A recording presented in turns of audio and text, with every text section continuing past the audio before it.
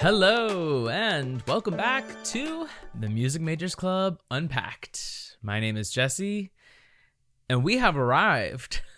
This is our Eras Tour Unpacked episode.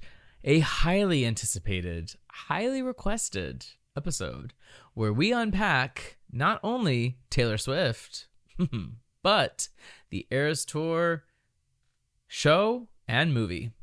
So buckle up, especially if you're driving, buckle up.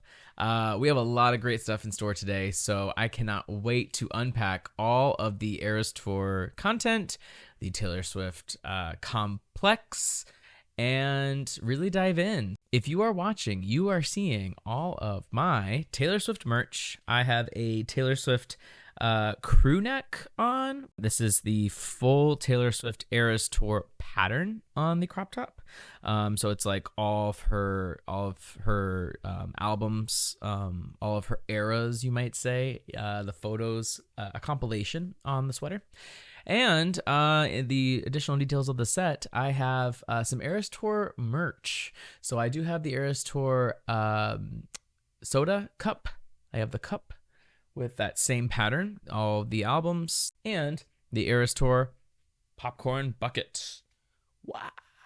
So a special shout out to some of my Swiftie friends who got both of these pieces of merch for me, as I am new here and wouldn't have even known how to be first in line for that merch. So thank you. We're going to talk all things Taylor Swift today, especially the Eras Tour, her show, the movie. And even if you are not necessarily a fan of Taylor Swift, I still encourage you to listen. I'm going to go through like some of the highlights of the tour, some of my favorite songs that she's performing on the tour, and just give you the general concept of what the Eras Tour is all about. So stay tuned, stay listening, stay watching. This is going to be a fun episode. So let's start with my history of Taylor Swift. I have to come clean. 1989 reference. I am a new Swiftie. At this point, I'm not that new anymore. Let's be honest. I've been a pretty big Swiftie for at least the past like a couple of years, but I should say I'm not an OG Swiftie. So I don't want to take all the credit for, being a Swiftie fan since the beginning. I remember when Taylor Swift came onto the scene. I remember listening to Our Song. I remember Tim McGraw, and I was like, okay, she's a country gal. I liked those ones. I remember Fearless. Of course, I knew Love Story. I knew the original big songs, but I would not consider myself a big fan of Taylor Swift until later. Specifically, my fandom really became, I really became a big fan of hers during COVID, and specifically during Folklore and Evermore. I don't really remember the initial listen to Folklore. I remember knowing of Taylor Swift, of course, and I remember hearing that it was like a surprise album. It was different than her other stuff. And ironically, I don't really remember my very first listen to Folklore. But at some point during that experience and during COVID and being home and listening to kind of sad music, I really dove in. Folklore was truly my gateway into Taylor Swift. And then when Evermore came out as the extension almost to to Folklore, or some people say like the older sibling. Evermore is like the older sibling to Folklore. I kind of love that. Those two albums, they sealed it for me. I've always been, I like to think I'm a fan of multiple styles of music. I'm not I don't love just one specific genre. I love all types of music, but I do, if there was a style that I more frequently listen to, it is pop. I do like a lot of pop music, but then folk and acoustic or like piano based, guitar based, like I do like enjoy that type of music too. So I think that's what Folklore, I think that's what got me into the Folklore vibe. I've liked like a Mumford and Sons style. I've liked that type of music. I loved Gavin DeGraw back in the day. I mean, Gavin's still kicking, but like I loved a lot of Gavin DeGraw's original music. So I think a lot of that folk and acoustic style is what got me really into the folklore evermore. So anyways, that was my introduction to Taylor Swift. Or I should say that was my like induction into Taylor Swift, into the Swiftie fandom. You know, that's what really got me into her.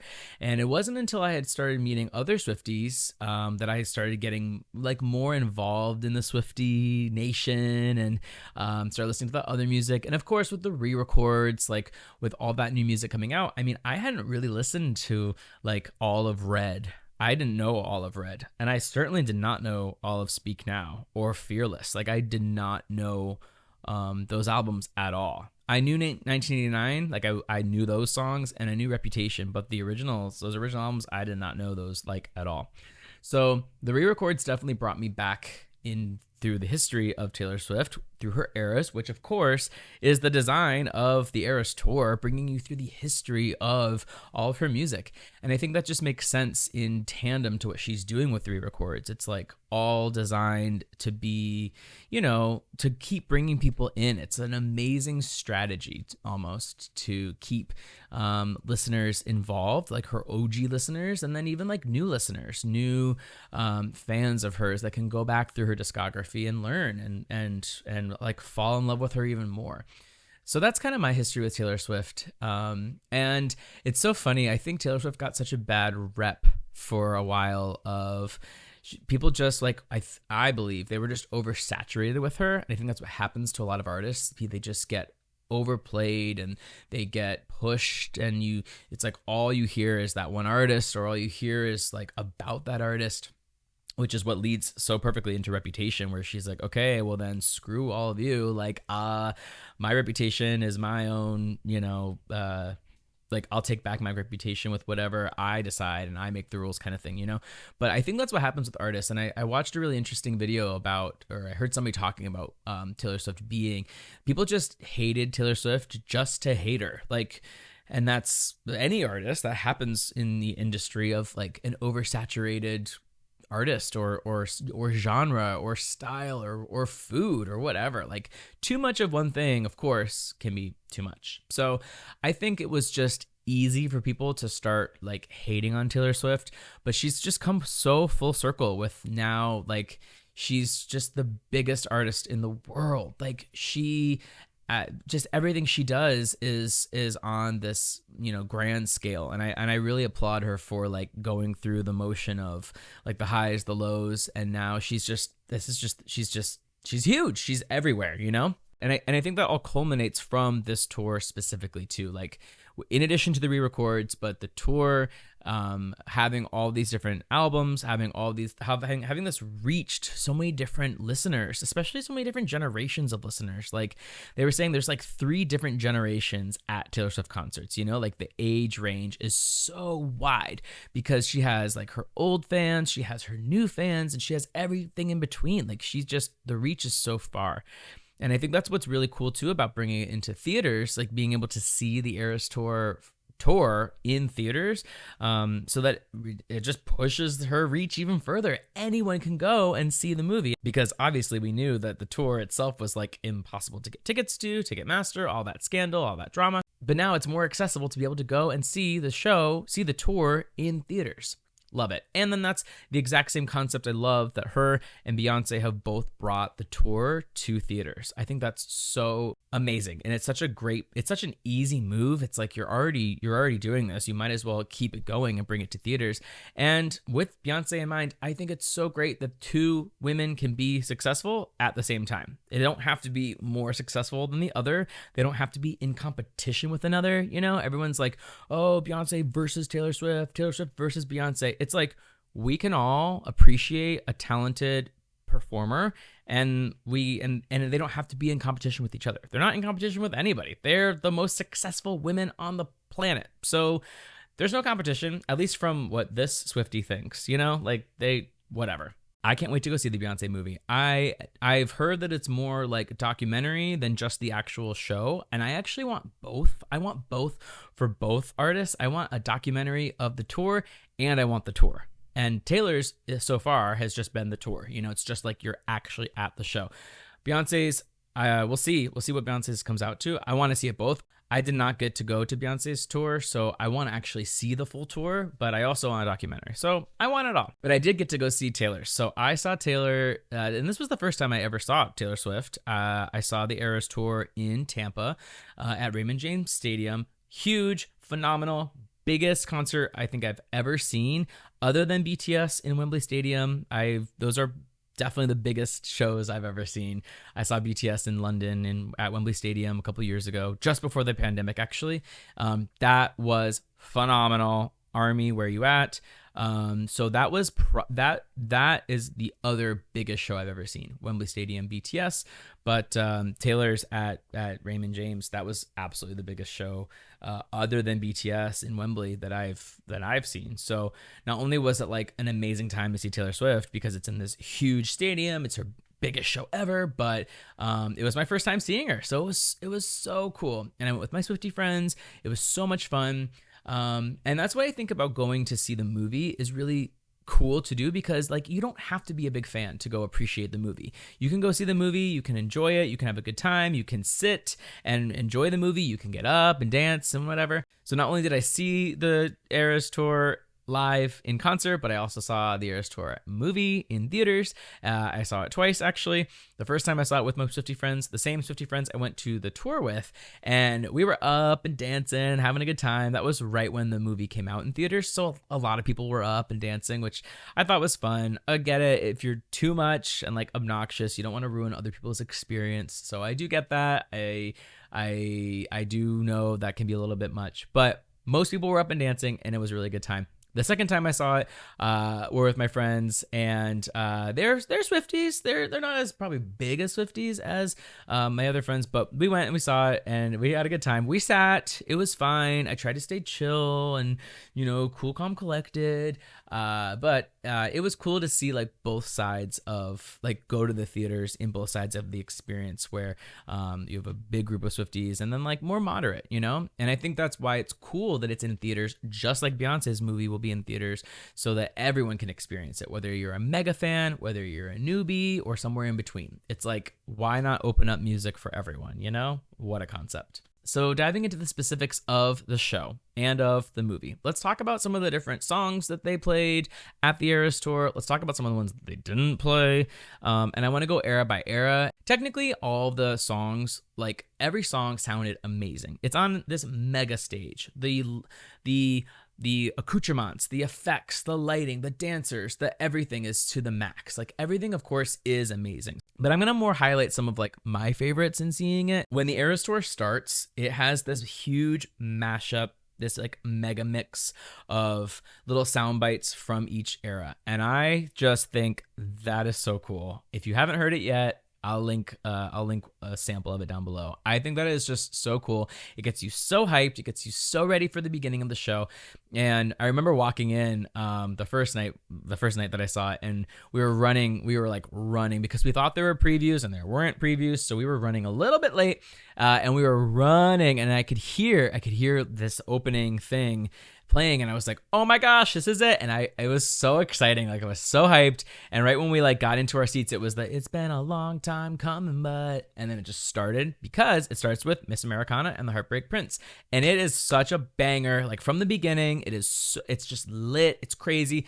And then segues into Cruel Summer. Cruel Summer is so out of the blue successful, going number one on the Hot 100 and still number one right now. As a song that came out years ago and wasn't even officially released as a single back in the day. The fact that it's number one, the Eras tour certainly pushed Cruel Summer into that spot. Cruel Summer should have been a single. Cruel Summer should have been a number one back in the day. And it was very sad that it did not receive all the recognition that it deserved. And I'm so glad that it finally did. Honestly, skimming through Lover, getting into Fearless. So Fearless comes next. So we open the show with Lover. Lover is the very first album. And I actually think it's really specific that she opens the tour with Lover, because before the pandemic and before Folklore and Evermore released, she was going on tour for Lover. And I didn't even know Lover like that back in the day. I guess I didn't even mention Lover. I remember it releasing, but I wasn't, like I said, I wasn't a big fan. So I think it's very intentional that she starts the Eras tour with Lover, because that's where she left us last. She left us with Lover. And then the pandemic happened, and we were like, we were on lockdown. We had Folklore, we had Evermore. Those were like underground, experiences almost. And then now that she's back on tour, she's starting where she left off with Lover. It makes sense to me. So Lover kicks off the show, the era Lover, and then we go into Fearless. She opens the Fearless era with Fearless, and then You Belong With Me and Love Story. Of course, number one. I guess I should look this up, but I feel like Love Story is like her number one song of all time. I guess it'd be hard to really rank like Taylor Swift's. And when I say number one, I mean like successful. Like I think that's the most commercially successful song is Love Story. I think. I don't know. It's hard to put number one on Taylor Swift, Everything she releases is a number one. And then after Fearless, we get into Evermore.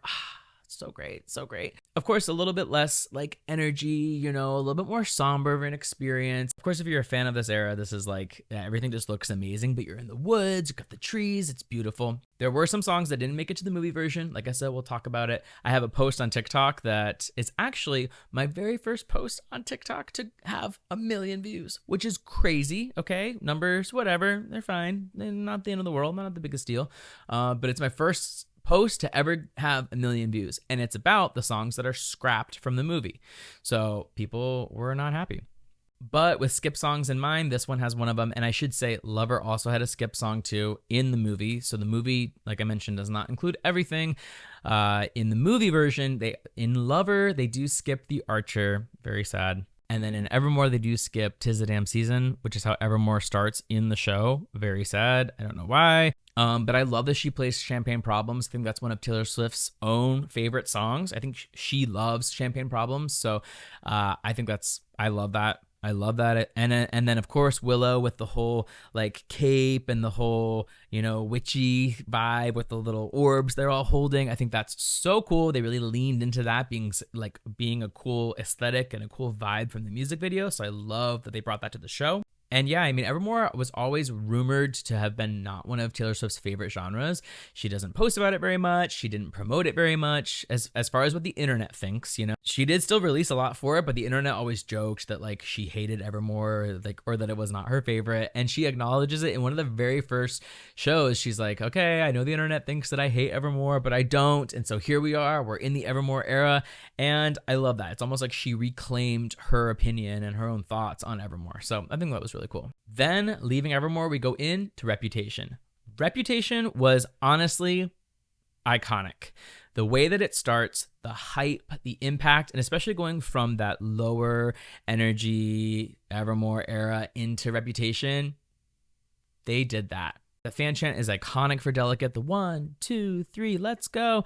That is so cool to not only experience in person at the concert, but then like in theaters, everybody did it. That was really fun. It's like a cool thing for the fans. And of course, we expect Reputation to be one of the next re-released albums, one of the next Taylor's version albums. So this was really, really big. Then we had Speak Now, and Speak Now was really short. She had one song from Speak Now, which was Enchanted, and I didn't know Enchanted from back in the day, so getting to experience Enchanted now was really, really cool, and it was beautiful. She had this big, huge dress that, of course, every outfit had multiple variants and variations. It was just like a really beautiful performance. And then she added Long Live. So Long Live was added to the tour, but then they didn't include it in the movie. So Long Live they do play during the credits, but it was not in the movie. And then we get to Red. Red also has some of Taylor's other just like classic songs. I do think We Are Never Ever Getting Back Together is one of her biggest ones too, and so is 22. That's why I say it's hard to say like what her most commercially successful number one song is, because all of them have reached such heights. And as a new fan, I only just now in 2023 got into All Too Well. I know, it's sad, it's crazy, it's sick. I know, I'm the worst Swiftie ever, I get it. I finally got into the All Too Well experience. It finally hit me, and it hit. Moving from Red, we go into Folklore. You already know, this was my fave.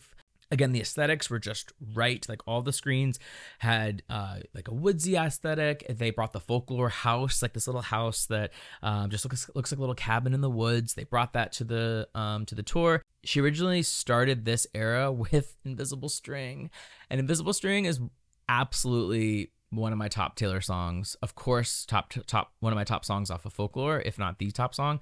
But she cut it. She performed it a couple times, and then I think personally, I think it was just like too sad for her to keep performing with her whole breakup with Joe, and so they never continued to perform it. Very, very sad. I'm sorry. I'm sorry, Sayed. I'm so sad I didn't get to hear that live. But oh well. The Last Great American Dynasty was really, really well done. The production value of it, it's like a whole dance choreographed performance. I mean, of course, most of the songs had a very choreographed performance, but Last Great American Dynasty had like a performance that told a story, which was really, really cool. And I like that they did that, especially for a song that most people that like, if you're not a folklore fan, you might not have really been invested in this era, but the fact that they had like such a well choreographed performance, I think that was well executed to bring in non-fans to maybe be able to appreciate that performance. So that was cool. Of course, August was amazing. Her running around the stage, so good. And then honestly, for folklore, I don't understand how for the movie version they cut Cardigan. Where is the explanation? There will be no explanation. There will only be reputation. But like, where is the explanation for cutting Cardigan? Cardigan was like the biggest song off of Folklore. You hear it everywhere. It's still like a very commercially successful song. I hear it in the malls. I hear it shopping. I hear it on the radio. Like, how did they cut Cardigan? I don't know. I try to think like maybe the performances that were kind of like maybe just a little like less exciting. I don't want to say boring because like I obviously loved all of these, even though these were like the slower, sadder songs, but Cardigan wasn't even like a slow, sad performance. Cardigan is a banger, and they cut it from the movie. I don't know. They didn't ask me, right? Oh, and I forgot. She also cut Seven from Folklore. Yikes. I don't know how I forgot that one. And she cut Nobody No Crime. I'm pretty sure that the Haim sisters were there in LA at SoFi Stadium like the night that they recorded this, so I'm not sure why they cut Nobody No Crime, but whatever. Anyways, 1989's up next. Of course, that was our latest re-record, 1989, all bangers. They did cut Wildest Dreams, another surprising cut. I get it, that one is a little bit slower, just like Cardigan. Like maybe the slower songs were the ones they were trying to just get rid of. They wanted to keep the energy high. I totally get that. But Wildest Dreams, also hugely commercially successful. Not sure why they cut that one, but they did. It is interesting that Bad Blood was only the chorus. Like, she only sings the chorus. She doesn't sing the verses, if my memory is correct. It's like just the chorus each time. And the bridge. And she does do the bridge, of course. I mean, gotta have a bridge. Okay, and then moving from 1989, we end with our last era, Midnight's. Bangers. I think Midnight Rain was my favorite performance of Midnight's. Midnight Rain is also one of my favorite songs from Midnight's, but they do such a good job with like the reveal. Like there's a costume change during Midnight Rain and the umbrellas go down. She does a costume change and then they come back up and she has a new outfit on. And I think that is so cool and perfectly like well executed. And then, of course, ending the show with Karma. What a great choice. Upbeat, fun. It was still like a new song to us because Midnight's had just come out. So when the tour started, it was just like still an exciting way to end the show because we were all like getting into Midnight's and Karma and everything. And honestly, I don't know how she did it. I don't know how she performed for, it's definitely 3 hours, if not 4 hours. I do not understand because by the time it got to Midnight's in not only the live show, like being at the tour, but also the movie, by the time it gets to Midnight's, I, as a viewer, am exhausted. I'm just sitting there watching, right? I'm not performing. I'm exhausted by the time Midnight's comes on. How in the world does she do it? I don't know. I don't get it. And Beyonce's right up there too with a long show, 3 or 4 hours. How are these performers iconically and doing it well? Like, how are they performing for this long? It's insane. The talent, the level of professionalism, the performance skill, it's amazing. I don't know how they do it. So the Eras Tour, in a nutshell, was nonetheless iconic. Like I mentioned, if you were not able, like if you didn't go and see the tour itself, I recommend the movie to anybody. I think anybody can appreciate it. Anybody can enjoy it. It's a walk through her life of all the different genres of music that she's done, all the albums that she's done, all the eras that we've experienced, obviously. And I just think it was really well done. I think watching it in theaters, of course, was a different experience than watching it on tour and live, but I think the movie version was so well produced and created. It made you feel like you were still there, but also like the best version of being there because you're not just in one seat. The movie version shows you angles from everywhere, like a broad angle, a close angle. Like, you just got to see everything. You got to see the best angles of everything. So as we wrap our very first full Taylor Swift episode up, I look forward to our next re-recordings, which are, of course, Reputation and Debut, Taylor Swift. But I'm so thankful that I was able to be a part of the Eras tour, the actual tour itself, the movie. I'm glad that I've become a fan now, like later than never at all. You know, I always appreciated Taylor Swift. I always knew she was talented. I knew she wrote her music, but I just think she's come so far, and I'm just so thankful that I'm part of this now. You know, like I know fans can be crazy of any artist, and I know it's a lot. I know she's everywhere. She's at all the football games. I know, but it's just so fun to be a part of. Like I just really am thankful for the music that I've listened to from Taylor Swift, the lyrics that I've aligned with, the friends that I've made, the experiences that I've had. I'm just really thankful that Taylor Swift is like not in my life directly, obviously, but I'm just really thankful that Taylor Swift is in my life. Thank you so much for being here. Thanks for listening and watching. Be sure to like, be sure to subscribe, and you too can become a music major. Bye.